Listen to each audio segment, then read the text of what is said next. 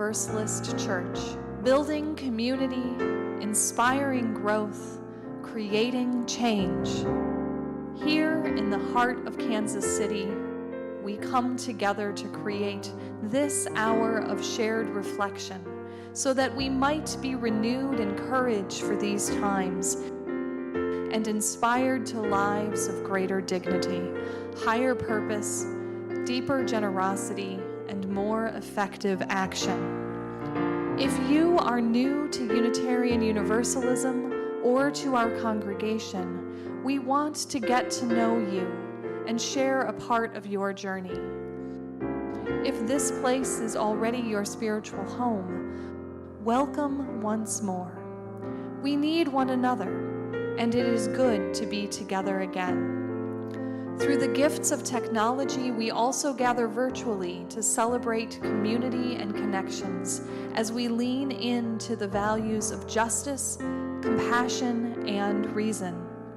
Welcome to all those who are joining us in this way today. Together, we learn the love that has the power to overcome both loneliness in the heart and oppression in the world. Welcome to our service this morning. May the words and music and images that we offer today nourish our best selves, calling forth abundant wisdom and love. Arise, O souls, oh, arise.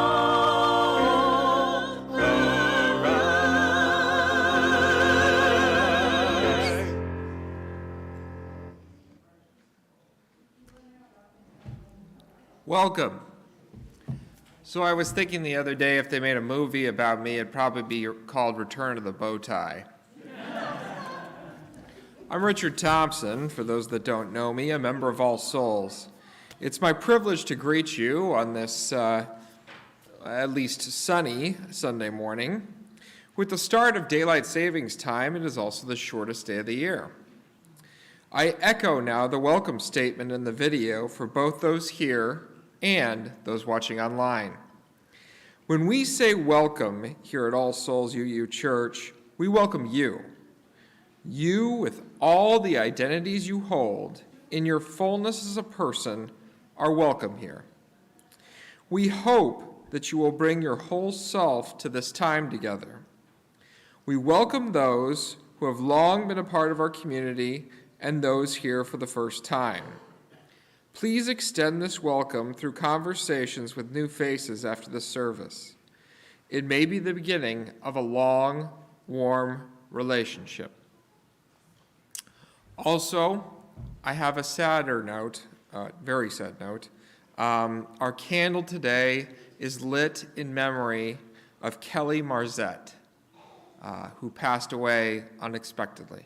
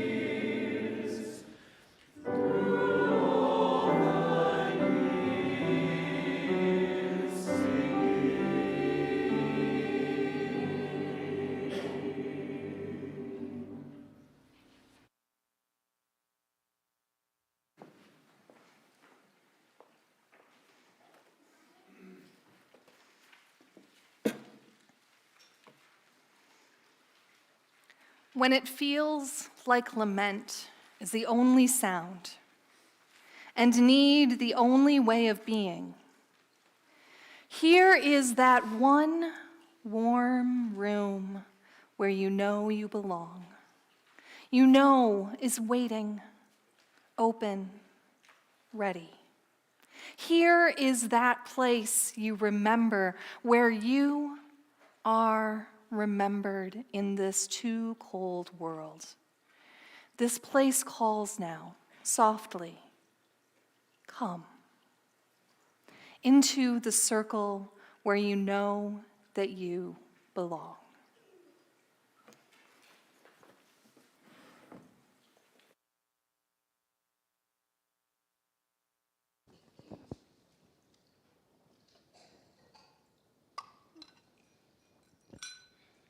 Good morning.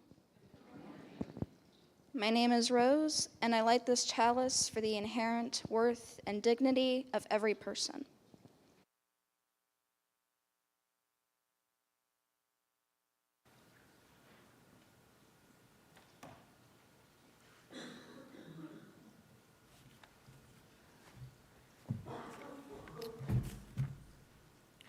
Please stand as you are able and join in the affirmation of our covenant. Then remain standing as we join in song. All right, together we affirm goodwill is the spirit of this church and service is its law. This is our great covenant to dwell together in peace, to seek the truth in love, and to help one another.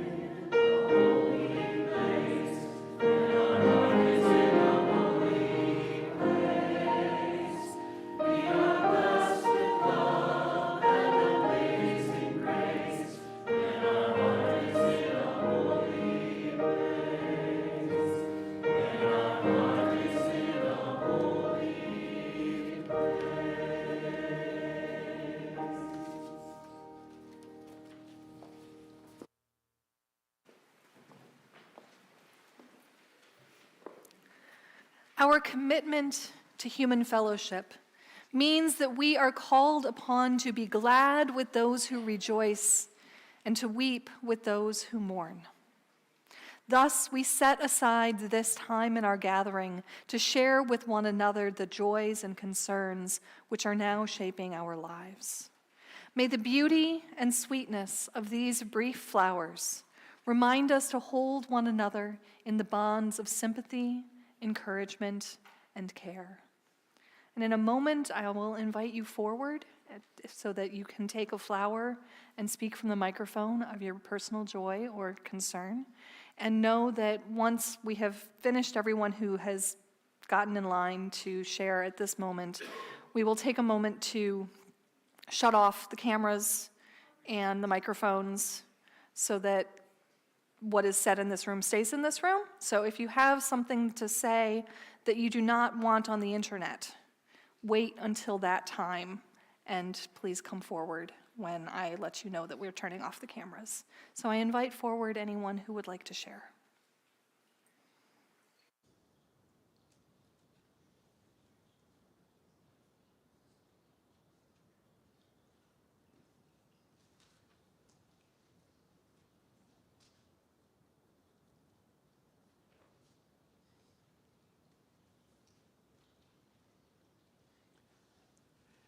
This is sort of like an in-person fan mail. I really like the way this place is being run. When you think about all the activities that we have and the positive influence we have on this community, it could not be done without our leadership at the top, including the board, the ministers, and everyone else who's structurally running the place, but also the many of you who do volunteer work to make this place run. I really couldn't be any happier with the way things are going, and I think that you deserve to be uplifted.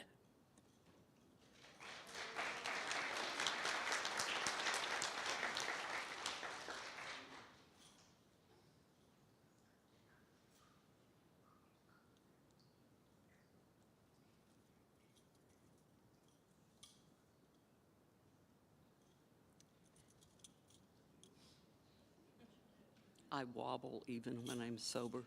I'm Jane Gilbreth, and in 2 weeks, my granddaughter Audrey, who grew up in this church, is getting married to her longtime partner and best friend. They have rented my second floor apartment for about 5 years, and so they're in my apartment quite often. I will tell you, if you have a bride, you have a lot of angst, emotion, tears, whatever. When you have two brides, forget it. They show up in my apartment. But I am so thrilled for them.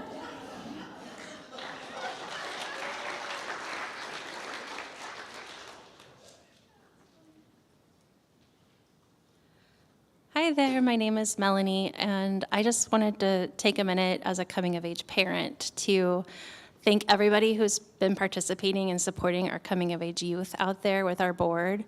You can find us each Sunday wearing by what we've purchased off the board, and also all the little green bookmarks on the board are thank yous to everybody who's donated this time. And it really means a lot. I'm excited for my youth to go on this trip and what it's going to mean for her in her life as she goes forward. So thank you to everybody.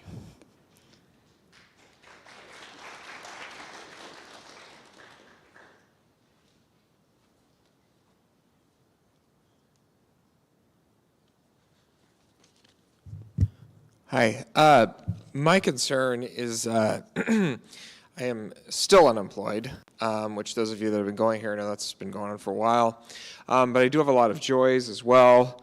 I've got a lot of time for my church activities like mentoring in the coming of age group, the forum, moderating, reading, all the other stuff I do here.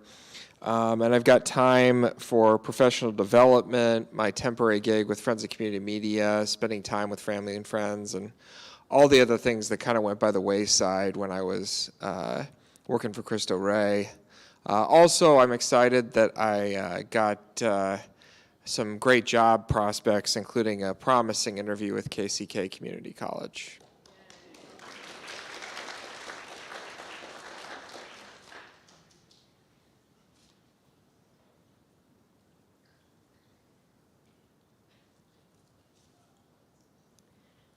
My name is Jane Henderson. Yesterday was my sister's 76th birthday. She died last April, so she didn't get to see her 76th birthday. I miss her a lot. She was my memory. I used to call her and say, "Do you remember this thing that happened in high school?" And she would say yes, and she would tell me everybody who was involved in that. And I would say, "Oh, I didn't know so-and-so was there." And so she was my memory, and I miss her a lot.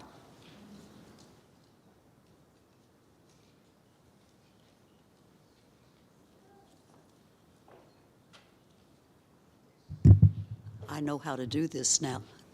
I'm Bonnie Swarzenholz. This does happen to be the 2-year anniversary of the death of my mother, who passed away at the age of 101 2 years ago. But my reason for being here is I mentioned before our old friend Rachel McElhaney that had the lung transplant. Rachel is recovering beautifully. She's out of the hospital now. She's still living in St. Louis because she has to have daily treatment. But she posted something the other day asking her St. Louis friends what was the good Mexican restaurant that had good mole, which says Rachel is back to her old self. So we have a successful double lung transplant among us.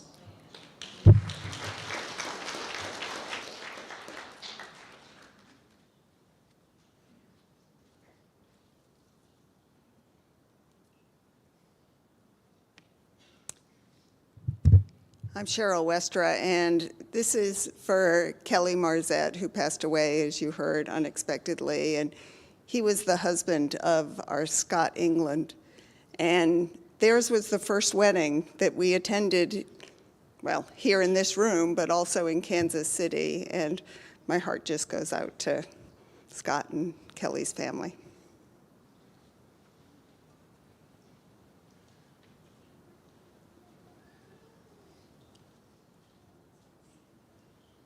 Good morning.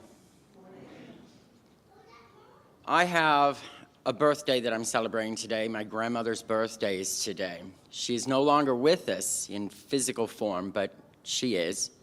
I also had on this same day a nephew that was born. So we still get to remember this day that's very important to me and our family. Also, another joy that I have is I've been working very closely with a lot of our street friends with different programs that I have, creative writing and art therapy. 98% of all of the people who have attended any of my art classes or any of my writing classes are now housed.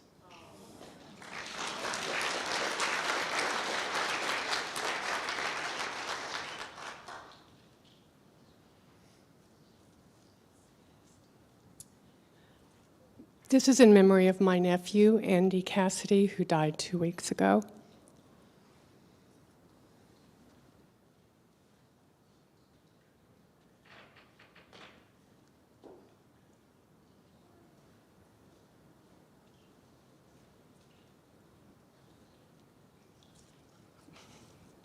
Good morning. My name is Sheree St. Clair, and I am just happy to not be working today. I work Sundays, and I work at Silent Unity at Unity Village on the prayer line, and I have for 30 years.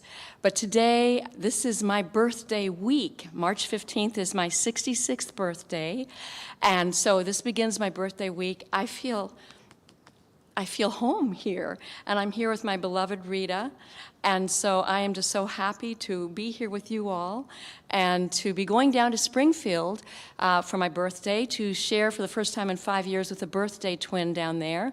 And we're going to go to the museum on the square there because they have a whole section dedicated to Route 66. So I'm turning 66, and we're going to go to the Route 66 Museum.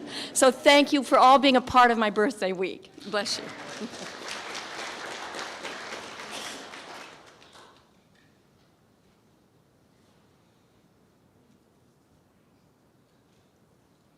Hi, my name's Zach. I have the privilege of being Shanna's partner. I wanted to share that we've been trying to finally come out of the pandemic and some of the habits and ways of being that we developed, and to find more freedom and joy and ease and authenticity in our lives. And it's been met with a lot of resistance that's been tricky. Wanted to share that and say how appreciative I am of you all and of Anthony, of Joe, the other members of the choir. It's very easy for me to just kind of tune in, shut down, and they invited me up and made me welcome to come sing with them. So for all the love and openness and inspiration, thank you.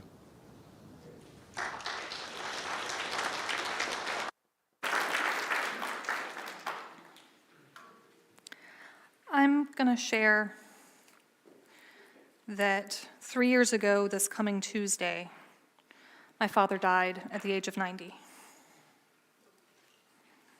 So I remember him.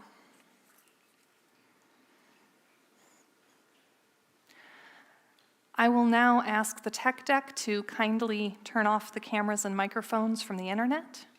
And if anyone has something that they would like to share, not on the internet, please come forward now.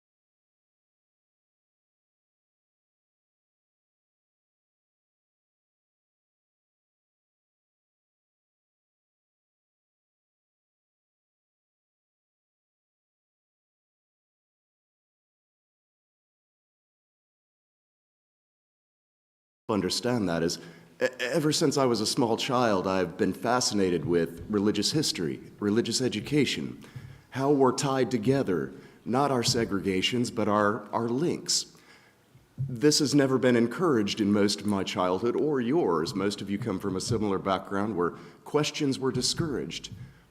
We were forced into small little pockets of habitation with one another against our own will. So now, ever since we found this institution, this has been a great opportunity to share all of that knowledge, all of that information in a safe environment where questions are encouraged, knowledge is encouraged. It's probably the best atmosphere I could think of when we decided to start a family. This is exactly what we wanted for not only our family, but for our son. And that's really what drew us to here. And now I'm able to give back. I'm now a member of the religious education group here at All Souls and couldn't be happier. It's really enlightened me. It's brought a lot of love to my life and much happiness. And I look forward to spending as much free time as I can with all of these kids and helping out wherever I can. So since my partner Tabitha, her voice is really shaky today because of weather change and such, so she actually gave me something to, I guess, relay to you guys. So, oh yeah, there we go. All right, so this is what Tabitha has to say. All Souls means to me family, a place for my family to grow spiritually, whatever that means to them, and family in the sense of cultivating lifelong friendships. We're also grateful to All Souls for providing our child with the opportunity to learn about a wide range of spiritual paths, as well as the coming of age program that allows our child to cultivate his own friendships and experience our faith in a way many members do not get to by facilitating the trip to Boston. And in parentheses it says, see big board out there. With your contribution today, you can ensure that All Souls continues to thrive for many years to come, allowing for countless more families seeking a spiritual home to find their welcome here.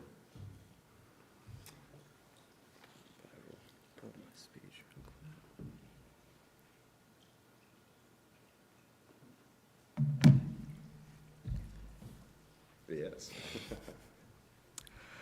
I personally say that I think a lot.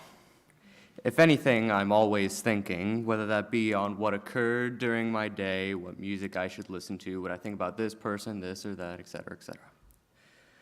What I love about this youth program that I am a part of is it has given me more and more not only to think about, but to put into perspective of my own life.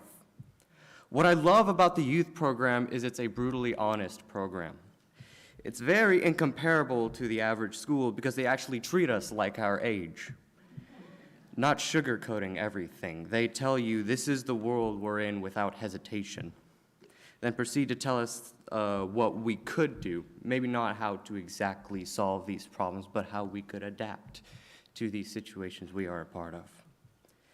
Taking time to think about the youth program I'm a part of makes me realize just how special this church really is. Even now, I still can't fully define how grateful I am for this program that I'm a part of.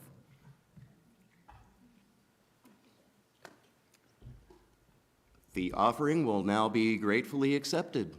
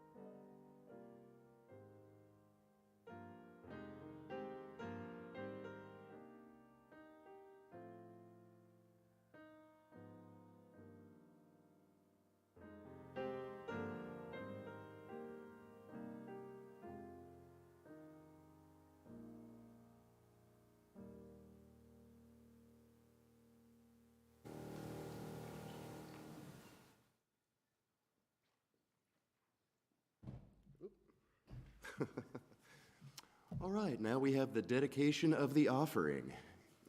If you would all please follow me. We dedicate our offerings and our actions to the mission at the heart of this congregation, to build a respectful, caring community, to inspire personal and spiritual growth, and to create change toward a just and compassionate society.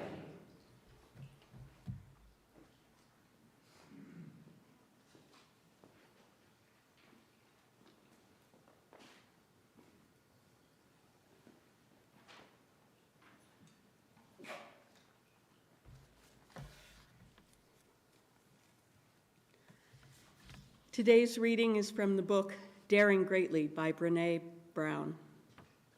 Vulnerability isn't good or bad. It's not what we call a dark emotion, nor is it always a light, positive experience. Vulnerability is the core of all emotions and feelings. To feel is to be vulnerable. To believe vulnerability is weakness is to believe that feeling is weakness. To foreclose on our emotional life out of a fear that the costs will be too high is to walk away from the very thing that gives purpose and meaning to living. Our rejection of vulnerability often stems from our associating it with dark emotions like fear, shame, grief, sadness, and disappointment. Emotions that we don't want to discuss, even when they profoundly affect the way we live, love, work, and even lead. What most of us fail to understand, and what took me a decade of research to learn, is that vulnerability is also the cradle of the emotions and experiences that we crave. Vulnerability is the birthplace of love, belonging, joy, courage, empathy, and creativity. It is the source of hope, empathy, accountability, and authenticity.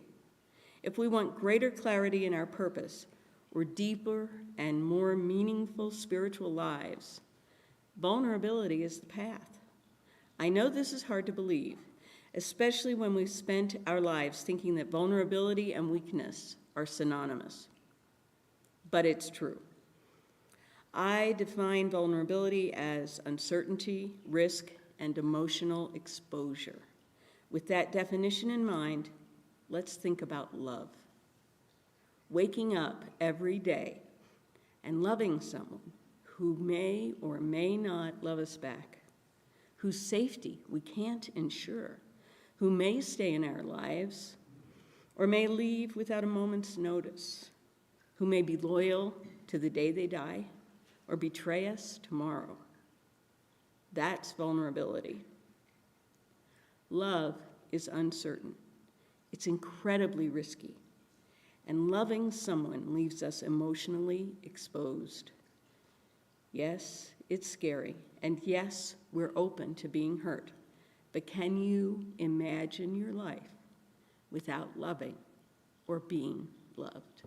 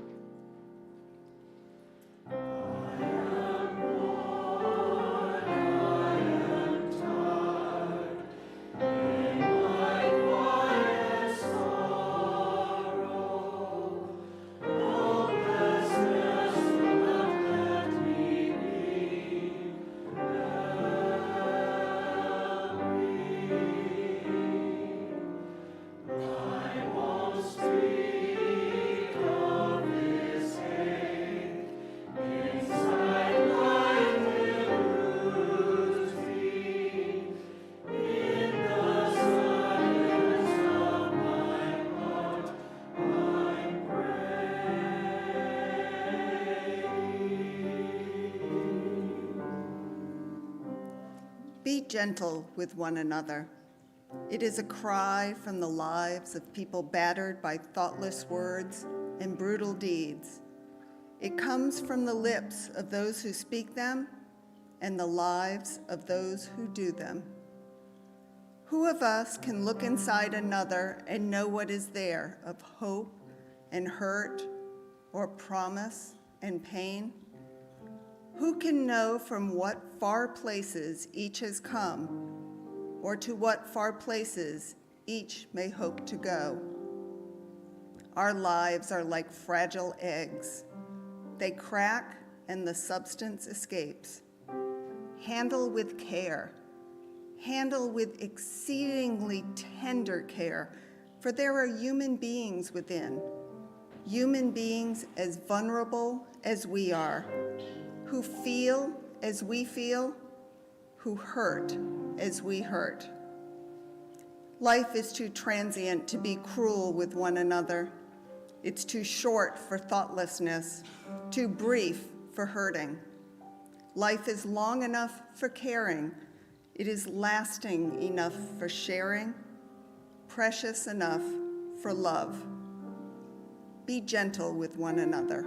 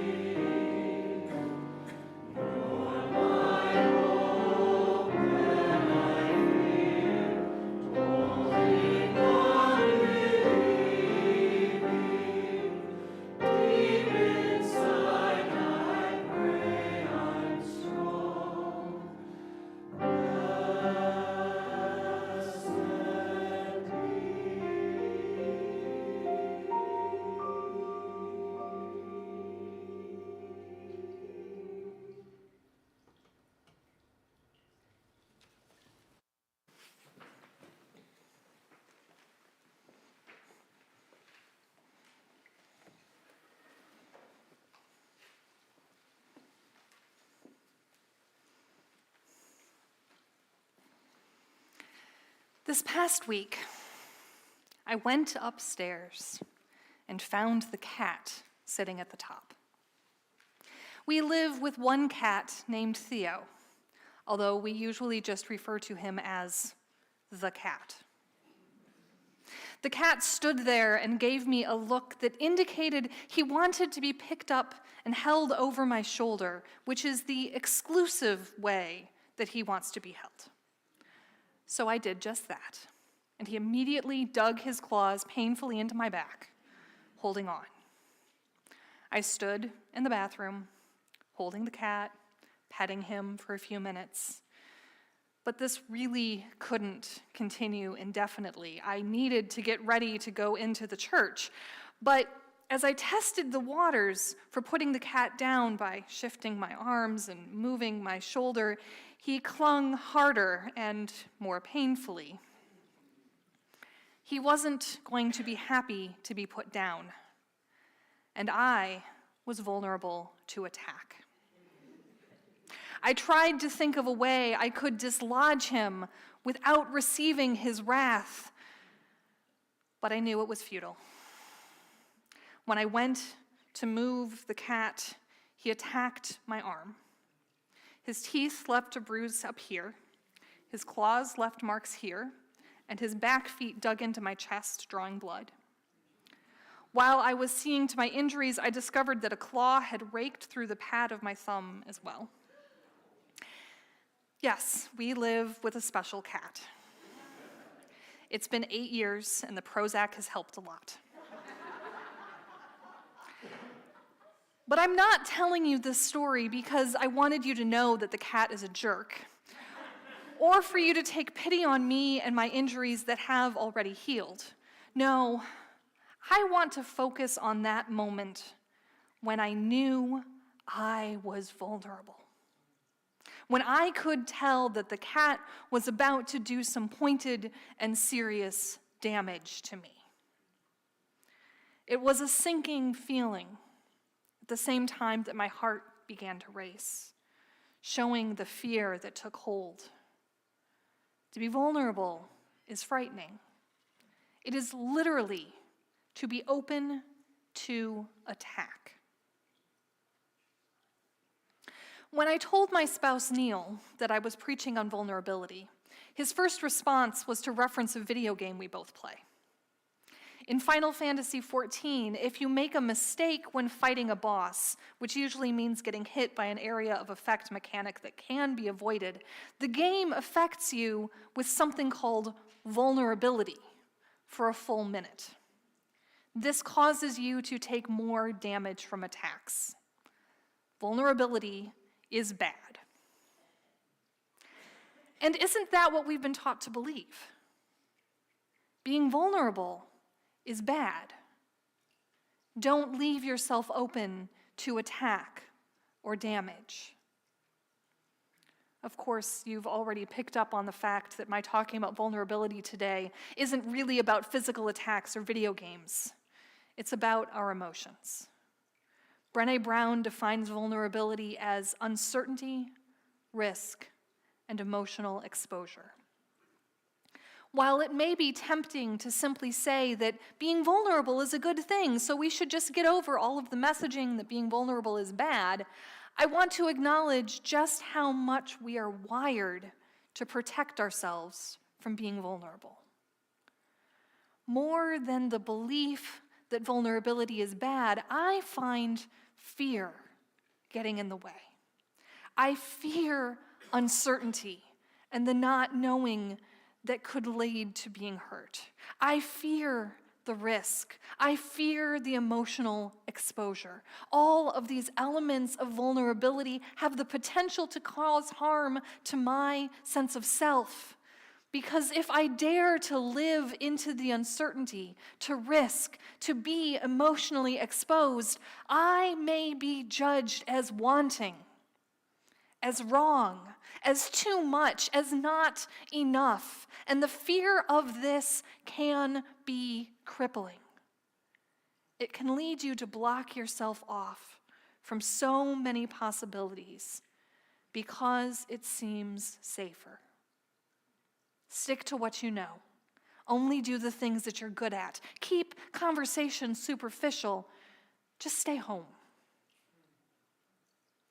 Of course, fear has already taught us to stay home. Worthwhile fear of disease. We had good reason to keep safe at home for the last 3 years, to not risk illness and death, to protect others and ourselves from the unseen yet very real threat. We learned to have fear keep us in our homes. We took great care to avoid uncertainty and risk, and in knowing that it was justified, it was righteous to accept the fear and avoid risk. But I'm wondering, have we given fear the upper hand? I still stay in most of the time. I have become so used to avoiding other people, it is as though I have forgotten how to engage outside of my house. As though that fear that I welcomed as the right thing has remained, has taken up residence within me, making it too dangerous to remember how to participate in the world. It is easier, it is safer to stick with what I know, safer not to risk. Isn't this always the truth? Being safe is easier. Swallowing fear takes so much courage, it doesn't seem worth it. So just queue up another episode on Netflix, open the familiar book, scroll social media, cuddle up under the blanket, and feel surrounded by that comfort and safety. And it's okay. We need safety and blankets. We need to be comforted and to know that it's okay. because fear is a lot to hold all of the time. And we've held a lot of fear these last few years. Too much fear. It's okay to take a break from all of that fear. And we need to step out of the safety. Because while we're hardwired to avoid the pain of risk, we are also hardwired for connection. And connection requires risk. Connection requires vulnerability. We cannot be whole without one another. This is what we lose when we focus only on safety and allow the fear to overwhelm us. The ability to know love. As Brené Brown points out, to love requires vulnerability. We must be open and real with one another, and that is risky, for when we reach out beyond ourselves, we cannot know how another will respond. Our deepest truth, our very self, may be welcomed and accepted and honored, or it may be rejected. If we focus only on protecting ourselves and only risking, we will never know acceptance. We are unopen to love. To go one step further into Brené Brown's work, to go even deeper into why we don't risk vulnerability, let me identify shame.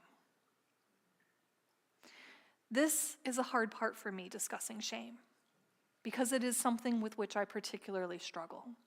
And I almost skipped talking about shame this morning because it is so hard for me. And maybe it's hard for you too.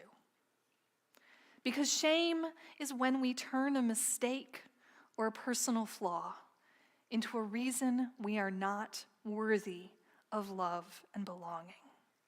When we allow a judgment to apply to the whole of ourself. Shame is the belief that you are not enough to be worthwhile. These definitions seem extreme from the outside, but they're with us constantly. I learned as a child that to misbehave or not excel could lead to the withdrawal of love and attention. I learned that if I fell short of perfection, I was not worthy of love, and that has followed me throughout my life.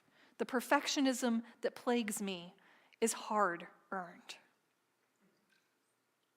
This is to say that we carry shame. All for different reasons, but shame nonetheless. There's a story of a boy who loved to draw and wanted to become an artist, but his family told him that he had to stop drawing because it wasn't manly. They shamed him, and his life was without the joy of art into adulthood. You have your own stories, your own pain of shame that has taught you that it is not worth being vulnerable, that has taught you that you are unworthy of love, that has you believing that you can never belong. The shame, the possibility of being shamed, it feeds the fear that keeps us from being able to be vulnerable. Brené Brown states that vulnerability is impossible in the presence of shame. The shame gets in the way of being able to love, to connect. We can't share our deepest selves. We can't risk when we are ashamed. It is possible to counter shame. So let me be clear about that. When we become aware of our shame and how it gets in our way, we can interrogate it. We can ask ourselves whether that shame is grounded in reality. We can realize that our flaw, our mistake, our difference does not make us unworthy. We can talk with people who care about us to be reminded that we are worthy of their care And with some trust, we can speak our shame out loud to remove its secret power, because shame only has power when it is a secret. None of this is to say that countering shame is easy.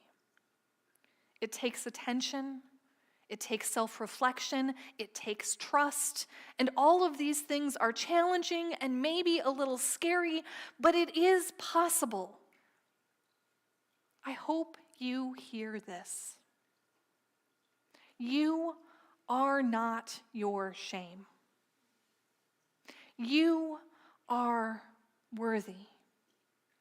Struggling with shame does not change this. You are strong enough to counter your shame. You are strong enough to engage in vulnerability. You deserve to know, love, and belonging. And so the risk, the fear, the struggle against shame, it's worth it, right? To be vulnerable? Because I haven't really talked about what we gain from vulnerability. But only when we are vulnerable are we truly seen. Seen for the fullness of who we are. It is about daring to say to the world, "This is me. This is what I'm about. I am capable of rejoicing the depths of sadness, fury, fear, and tremendous love. I have ideas and passions. I am good at many things. I am not good at a number of things. I have needs. Are you willing to help me meet them?" What could be more courageous, riskier than this? What could be more wonderful than this? To be seen, to be accepted fully. This is our work as a religious community. We must create a space where it is possible for all of us to be daring, to be vulnerable, to be holy with one another. We can't simply say at the beginning of our services that everyone's wholeness is welcome. Words alone are empty. We must be willing to be daring and vulnerable with each other. This starts with building trust by showing up and starting conversations. Talk about the little things, the day-to-day. Learn a few new names and do your best to remember them when you see those faces again. Be interested to learn about those around you, whether you have known each other for years or for mere moments. By doing this, you are encouraging those around you to do this, and together you will form trusting relationships. And while you build that trust, it will be your role to be daring for the first time. Because vulnerability needs trust, but trust can only be formed with vulnerability. So be the one to risk, to make an invitation that could be declined, to share something deeper, to say something in confidence. With this, there is room for vulnerability, room for trust, room for true connection. We can be a community of true connection. We can be a daring people who make it safer to be vulnerable. We can be a place of daring people who are open about their needs. We can be a place where we meet each other's needs. You have the courage it takes to be vulnerable. And you can be gentle with the vulnerabilities here around you. For we must hold one another sacred and hold one another's vulnerabilities as the fragile things that they are. Reverend Dick Gilbert tells us to be gentle with one another. He tells us, Handle with exceedingly tender care, for there are human beings within. Human beings as vulnerable as we are, who feel as we feel, who hurt as we hurt. If we are gentle, if we are daring, we will create the community of care and depth that we each seek. Without vulnerability, we will make room for the vulnerability of those around us. We will make room for safety in our midst, safety to learn and grow as the people we can truly be, safety to be fully ourselves, a place of true belonging. You belong. May it be so. Please stand as you are willing and able and join in singing our closing hymn, What Wondrous Love Is This?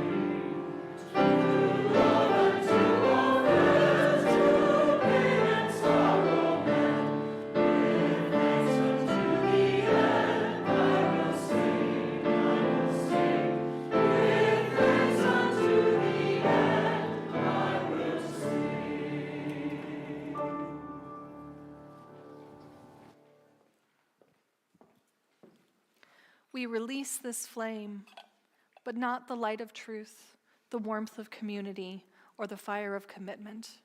These we carry in our hearts until we are together again. Be daring to reach past the safety of the familiar. It is worth the risk to be vulnerable and to know the joy of love.